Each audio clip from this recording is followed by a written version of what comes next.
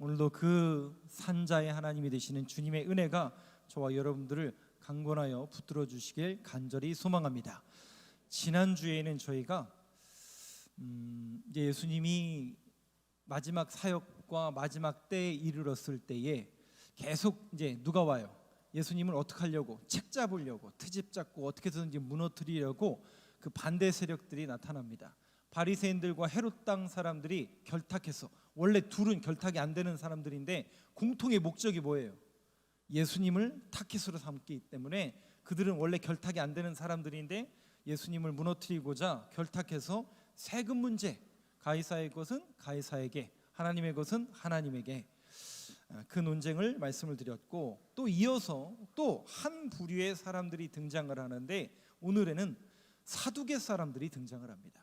자, 18절부터 한번 말씀을 조금 보려고 하는데요. 18절부터 한번 보여주시죠. 자, 이 사두개 사람들이 어떤 문제를 가지고 예수님 앞에 또 트집 잡고 책 잡으려고 왔는가, 논쟁의 주제가 뭔가 한번 보도록 하겠습니다. 18절 제가 먼저 읽겠습니다. 부활이 없다 하는 사두개인들이 예수께 와서 물어 이르되, 잠깐 놔주세요. 자, 18절 다시 한번 보세요. 먼저 사두개인들에 대해서 잠깐 설명해 드리고 가겠습니다. 자데카라는 이 사두개인들은 지난주에 제가 헤롯 당 얘기했잖아요. 헤롯 당하고는 달라요. 그런데 이 사람들은 어떻게 보면 레위인들처럼 성전에서 바리새인들과 함께 성전 일을 감당하는 사람이고, 또 말씀도 하고 서기관으로서 역할도 하는 사람들이 이 사두개인들인데, 이 사람들은 바리새인들하고는 노선은 같아요.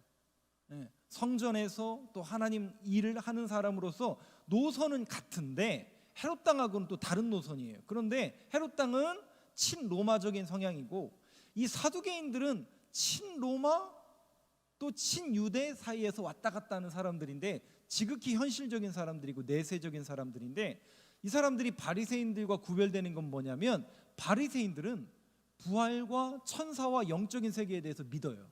그런데 이 사두개인들은 부활, 천사를 믿지 않아요. 물론 내세에 대한 신앙이 있어요.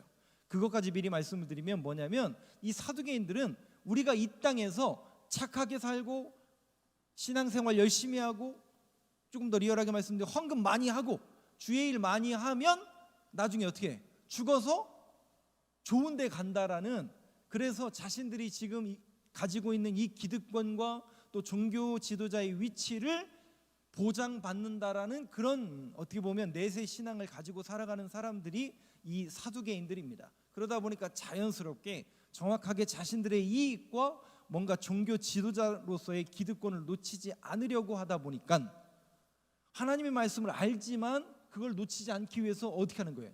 세상과 타협하는 거죠. 그래서 타협할 때는 또 친로마적인 성향을 보이고, 또 유대인들하고 타협할 때는 유대인들과 타협하는, 이리 갔다 저리 갔다 하는 그런 사람들이 이 사두개인들인데, 자, 이 사두개인들은 뭐를 안 믿는다고요? 부활을 안 믿어요. 부활을 안 믿는 사람들인데 오늘 논쟁이 실상은 부활에 대한 이야기로 번지는 것을 볼 수가 있겠습니다. 자, 부활이 없다 하는 사두개인들이 예수께 와서 물어 이르되, 19절 한번 보여주시죠. 한번 같이 읽겠습니다. 시작.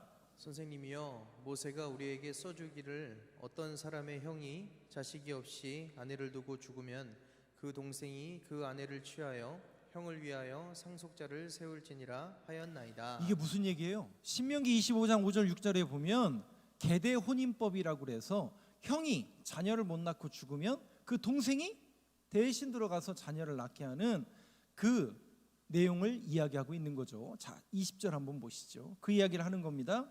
그러면서 이렇게 질문합니다. 7 형제가 있었는데 세상에 마지가 아내를 취하였다가 상속자가 없이 죽고, 21절 같이 읽겠습니다. 시작. 둘째도 그 여자를 취하였다가 상속자가 없이 죽고, 셋째도 그렇게 하여. 22절 보여주시죠. 22절은 7이 다 상속자가 없었고 최후의 여자도 죽었나이다. 23절 같이 읽겠습니다. 시작. 7 사람이 다 그를 아내로 취하였으니 부활 때 곧 그들이 살아날 때에 그 중에 누구의 아내가 되리이까. 재밌죠? 이 사람들은 부활을 안 믿는 사람들인데 뭘 얘기해요? 네. 분명히 18절에 부활을 안 믿는 사람들이 부활을 얘기해요. 그럼 믿는다는 얘기야? 안 믿는다는 얘기예요? 그러니까 여러분 보세요. 그들의 신앙과 아무 관심이 없어요. 이건 신앙적인 논쟁이 아니에요, 여러분. 종교 지도자들이고 영적인 세계에 대해서 건드린 것처럼 보이지만 보세요. 정확하게 자기의 이익을 위해서 누구를? 예수 그리스도를 무너뜨리기 위해서 그 영적인 문제를 건드리고 있어요. 오로지 자신들은 부활을 안 믿는 사람들인데 근데 부활을 이야기하고 있어요. 왜? 예수님을 책잡으려고. 그러니까 여러분, 얼마나 종교 지도자들이 이렇게 타락하고 어떻게 해서든지 예수 그리스도를 끌어내리려고 하는지 여러분들이 그 대목을 보고 계신 겁니다. 부활이 없다라고 이야기하는 사두개인들이 오히려 부활을 이야기하고 있습니다. 근데 문제가 뭐예요? 예수님에게 낸 문제가 뭐예요? 신명기 25장에 있는 계대 혼인법을 증거로 들여서 첫째가 자녀가 없이 죽었어요. 둘째, 셋째, 넷째, 다섯, 여섯, 일곱 번째까지 들어갔는데 다 죽고 그 아내도 결국 죽었어요. 그러면 부활할 때 어떻게 된다고요? 누구의 아내가 됩니까? 물론 성경에도 몸으로 부활한다고 했지만 부활에 대한 이 오해를 주님은 뭐라고 말씀하시는가? 일단 신명기 5절과 6절에 이 계대 혼인법에 대해서 잠깐 설명을 드리겠습니다. 5절은 제가 먼저 읽겠습니다. 형제들이 함께 사는데 그중 하나가 죽고 아들이 없거든 그 죽은 자의 아내는 나가서 타인에게 시집가지 말 것이요 그의 남편의 형제가 그에게로 들어가서 그를 맞이하여 아내로 삼아 그의 남편의 형제된 의무를 그에게 다 행할 것이요. 6절 보여주시죠. 같이 읽겠습니다. 시작. 그 여인이 낳은 첫 아들이 그 죽은 형제의 이름을 잊게 하여 그 이름이 이스라엘 중에서 끊어지지 않게 할 신명기 것이라. 25장에는 계대 혼인법에 대해서 나옵니다. 이 계대 혼인법은 세 가지 의미가 있어요. 첫 번째는 뭐냐면 자녀를 잇기 위함입니다. 즉 자녀라 하면 죄송해요. 여자가 아니라 남자입니다. 남성 자녀를 얻기 위함입니다. 그런데 이거 잘 이어가려고 그런 거구나. 근데 이스라엘은 조금 다른 근동 지역이나 우리가 알고 있는 그런 내용하고 조금 다릅니다. 왜 자녀를 이어가려고 하냐면 창세기에 보면 누가 여자의 후손이 사탄의 머리를 밟을 거라고 했어요. 그러면 그 여자의 후손이 누구예요? 원시복음이라고 말씀드렸잖아요. 예수 그리스도. 그러니까 오고 오는 후손들 속에서 아들을 통해서 메시아가 이 땅에 도래할 것을 이미 원시복음을 통해서 말씀하셨어요. 그러면 이 아들이 태어났어요.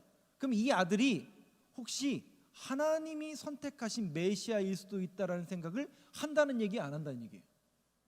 굉장히 거룩성이 이 안에 담겨져 있는 거죠. 실상은 그만큼 아들이 그들에게는 굉장히 중요했고 생명의 부양자가 태어났다.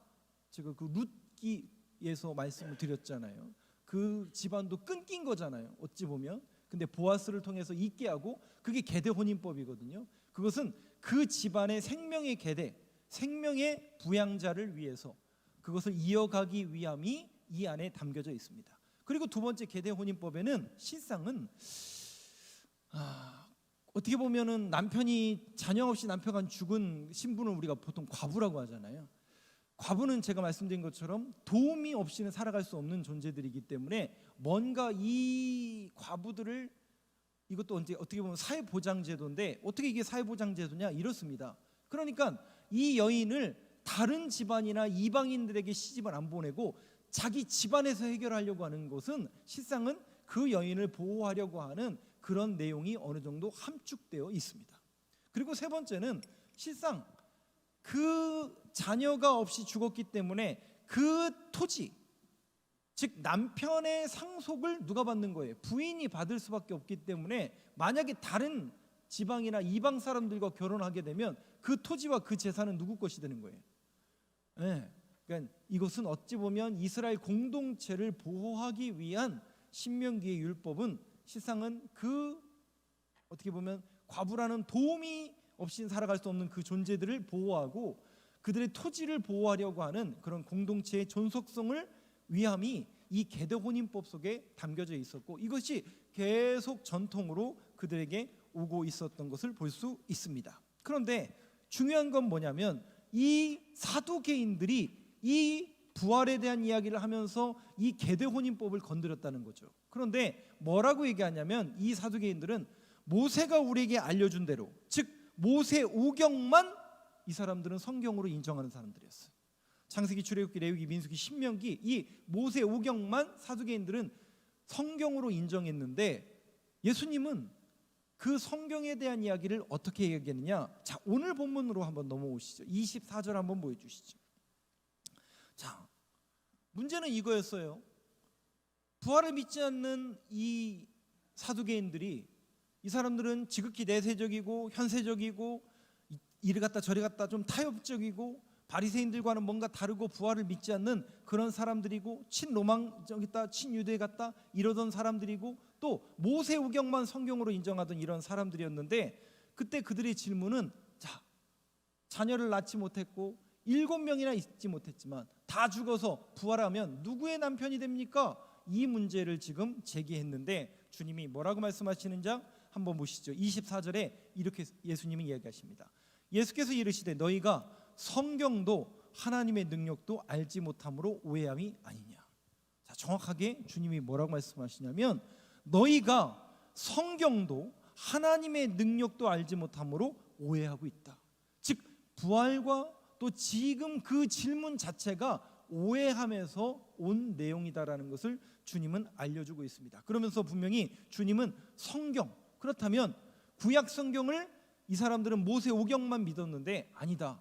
하나님의 말씀은 구약 성경 39권을 통해서 증거하고 있으니 이 모든 말씀을 증거했을 때 하나님의 뜻이 무엇인지를 이제 알려주고 있는데 25절 한번 보시죠. 그들이 오해하고 있고 그들이 예수님을 책잡기 위해서 낸 이 문제 속에서 예수님은 어떻게 말씀하시는가? 25절 한번 같이 읽겠습니다. 시작. 사람이 죽은 자 가운데서 살아날 때에는 장가도 아니가고 시집도 아니가고 하늘에 있는 천사들과 같으니라. 여기 보세요. 25절에 보면 사람이 죽은 자 가운데서 살아날 때, 이게 뭐예요? 부활이죠. 부활. 그러면 한번 보세요. 부활을 했어요. 부활한 사람에게는 장가도 아니가고 시집도 아니가고, 그러면 부활하면 장가도 필요 없고 시집도 필요 없다라는 얘기죠. 그죠? 그러면 장가 가는 거나 시집 가는 거는 부활 전이라는 얘기예요? 부활 후에 필요하다는 얘기예요? 부활 전이라는 거죠. 그러니까 부활한 이후에는 장가도 필요 없고 시집도 필요 없고 하늘에 있는 천사들과 같으니라, 이렇게 말씀하시는 거예요. 근데 아까도 말씀드린 것처럼 사두개인들은 지극히 어떤 인식을 갖고 있었다고요? 자신들의 이 삶이 그대로 죽으면 이어질 거라고 생각했던 거예요. 그래서 그런 욕심이 있었던 거죠. 무슨 욕심? 저 죽어서 가는 내세에도 내가 이 종교 지도자로서의 그 역할을 감당하고, 소위 말해서 삶 속에서 조금 높은 자리에서 살아가는 그 삶을 꿈꾸던 사람들이 이 사람들이라고요. 근데 주님은 전혀 다른 얘기를 하는 거예요. 부활한 이후의 삶은 우리가 알고 있는 그런 삶이 아니라 장가도 필요 없고 시집도 필요 없다. 그러니까 즉 부활 이전의 삶에나 필요한 거지, 그런 것들은 부활한 이후에는 필요가 없다라는 것을 가르쳐 주신 겁니다. 그러면서 26절 한번 보여주시죠. 제가 읽겠습니다. 죽은 자가 살아난다는 것을 말할진대, 이거 부활에 대한 이야기죠. 부활한다는 말을 말할진대 너희가 모세의 책 중에 가시나무 떨기에 관한 글에 하나님께서 모세에게 이르시되 나는 아브라함의 하나님이요 이삭의 하나님이요 야곱의 하나님이로다 하신 말씀을 읽어보지 못하였느냐. 자, 아까 사두개인들은 뭐만 성경으로 인정한다고요? 모세오경. 근데 그 모세오경에 분명히 가시나무 떨기에 관한 글에, 이거 출애굽기에 나오는 이야기죠. 하나님 어떤 하나님이라고요? 아브라함의 하나님, 이삭의 하나님, 야곱의 하나님이로다 하신 말씀을 읽어보지 못하였느냐. 읽어보지 않았을 리가 없죠. 이 사람들은 다 외우고 있을 텐데. 그러면서 27절 한번 보시죠. 그러니까 우리가 아브라함의 하나님, 이삭의 하나님, 야곱의 하나님이라는 그 고백이 오늘 주님의 말씀을 통해서 어떤 의미가 있는지를 조명하고 있는 구절입니다. 27절 한번 같이 읽겠습니다. 시작. 하나님은 죽은 자의 하나님이 아니요 산 자의 하나님이시라. 너희가 크게 오해하였도다 하시니라. 하나님은 어떤 하나님이시라고요? 정확합니다. 우리는 자꾸 하나님을 어느 쪽으로 생각하냐면 내 편과 내 식대로만 해석하는데 절대 그렇지 않습니다. 하나님은 산 자의 하나님이십니다. 그러면 여러분, 이 말씀이 어디에서 비롯됐냐면 출애굽기 3장에서 비롯된 말씀이거든요. 자, 그 말씀을 한번 넘어가 보시죠. 그러면 아브라함의 하나님, 이삭의 하나님, 그 다음에 누구예요? 야곱의 하나님, 왜 이렇게 긴 하나님의 이름을 왜 얘기할까? 도대체 그게 무슨 의미가 있을까? 5절 6절 출애굽기 3장에 나와 있는데요. 5절을 제가 먼저 읽겠습니다. 모세가 이제 하나님을 만나는 장면이 대면하며 만나는 장면이죠. 하나님이 이르시되 이리로 가까이 오지 말라. 네가 선 곳은 거룩한 땅이니 내 발에서 신을 벗으라. 6절 같이 읽겠습니다. 시작. 또 이르시되 나는 내 조상의 하나님이니 아브라함의 하나님, 이삭의 하나님, 야곱의 하나님이니라. 모세가 하나님 배우기를 두려워하여 얼굴을 가리매. 네, 아브라함은 하나님, 이삭의 하나님, 야곱의 하나님. 그럼 도대체 이게 무슨 얘기일까요? 자, 보세요, 여러분. 모세는 살아있는 사람이에요, 죽은 사람이에요? 네? 이때는 제가 다시요. 이게 지금 출애굽기로 넘어간 거예요. 지금 마가복음이 아니에요. 출애굽기에 지금 출애굽기. 예. 네. 출애굽기 3장에 모세가 하나님을 시내산에 만난 거예요. 그때 그럼 누가 살아있다고요? 모세는 살아있는 사람이에요. 그러면 아브라함, 이삭, 야곱은 죽은 사람이 살아있는 사람이에요. 근데 주님이 왜 산자의 하나님이라는 얘기를 계속하실까요? 아브라함도 야곱도 이삭도 물리적으로는 죽었지만 하나님 안에서는 어떻게 돼 있다고요? 하나님 안에서는 어떻게 돼 있다고요? 살아있는 거예요. 아브라함도 부활했고 야곱도 부활했고 이삭도 부활해 있고 누구 안에서? 하나님 안에서, 주 안에서 부활해 있다라는 것을 주님이 알려주고 계십니다. 즉 뭐냐면 주님은 죽은 자의 하나님이 아니라 누구의 하나님이라고요? 살아있는 자의 하나님이시다.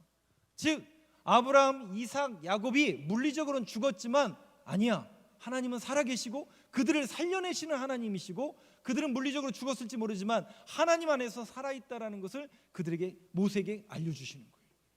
자, 그러면 이 메시지를 들었다면 이 메시지가 오늘 우리에게 어떤 의미로 다가와야 될까요?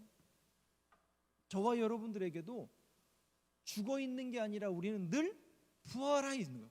늘 살아있는 거예요. 왜? 주님이 산자의 하나님이시니까. 우리가 믿는 하나님은 죽은 자의 하나님이 아니라 산자의 하나님이시라고요.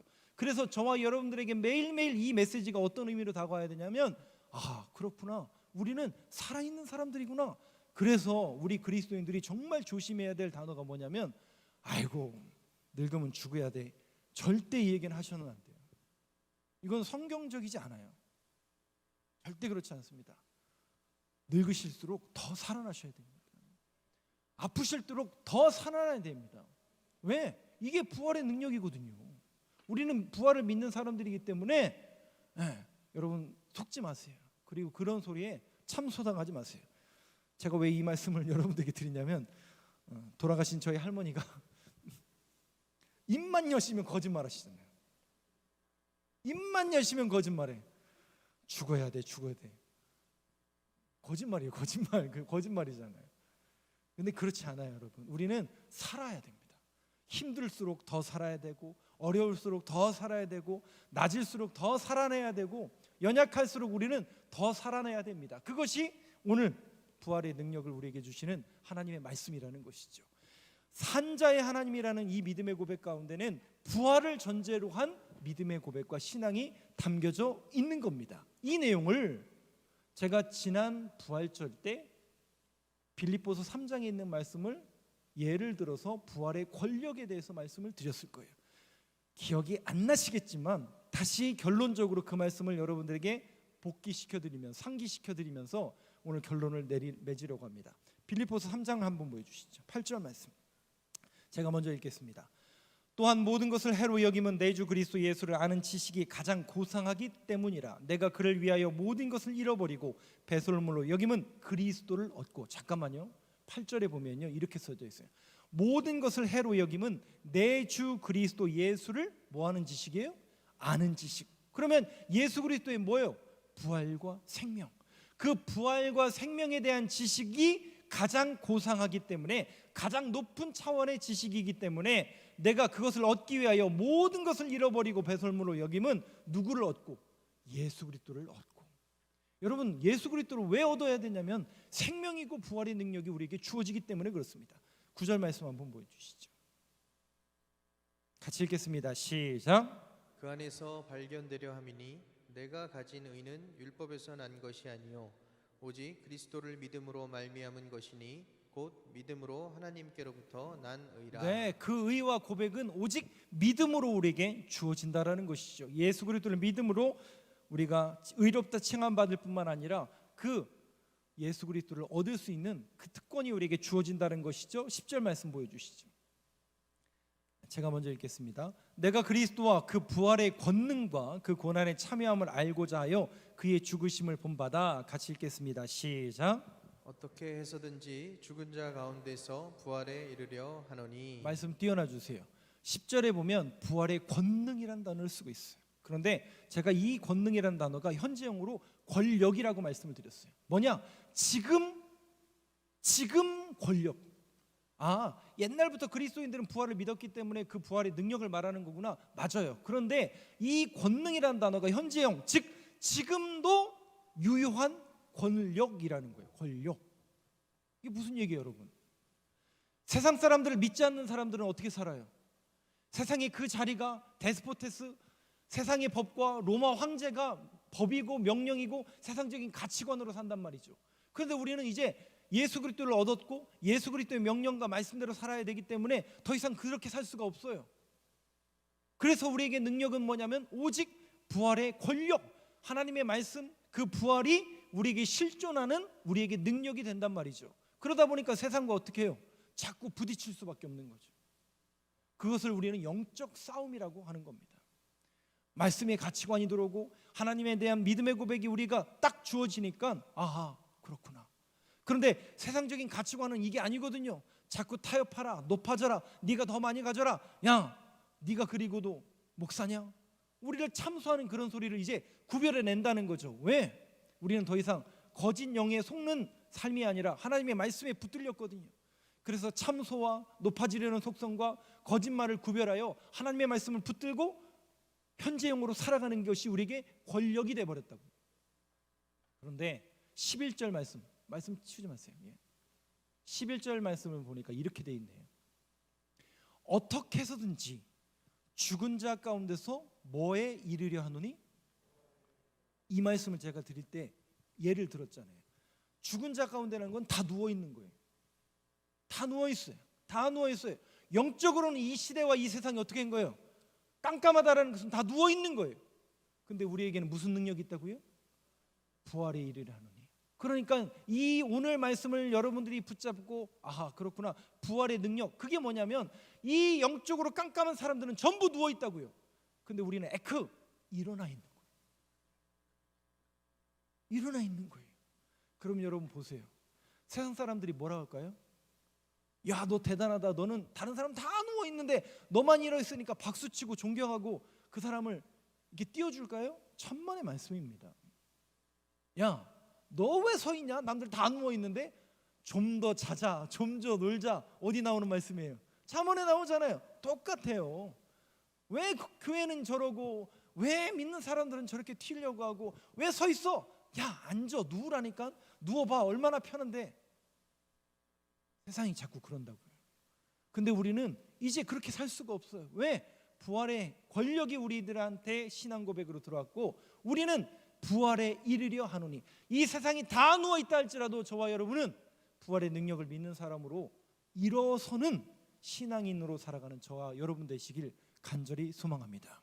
그런데 그 삶이 쉽지 않다니까요. 좁고 협착하여 가는 이가 적다니까요. 일어서면 자꾸 앉아야 되나? 다 누워있는데 나도 이렇게 해야 되는 거 아니야? 누우면 조금 편한데. 맞죠? 틀린 말이 아니죠. 자꾸 타협하라고 하고 자꾸 저들의 속상임에 같이 우리도 누워야 되는 거 아닌가? 여러분 속지 마시라고요. 구별해내시라고요. 저와 여러분이 예수 그리스도를 믿는 그 믿음 안에서 당당하게 일어서서 아니야, 우리 신앙에는 부활의 권력과 능력을 믿는 사람들이야 라고 당당하게 일어서서 아직도 누워있는 그 영혼들을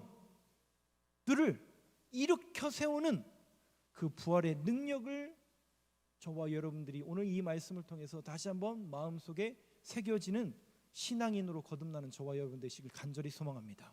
그래서 어떤 목사님이 그런 표현을 쓰더라고요. 우리 신앙인들은 영혼의 마이다스 손이 돼야 된대. 무슨 얘기냐? 넘어져 있는 사람들을 어떻게 해요? 일으켜 세우는, 그래서 여러분들이 만지고 그들을 위해서 기도하면 벌떡벌떡 일어서는 놀라운 은혜가 저와 여러분들에게 주어지고 그렇게 사용되는 우리 교회 저와 여러분들의 모습이 되길 간절히 소망합니다.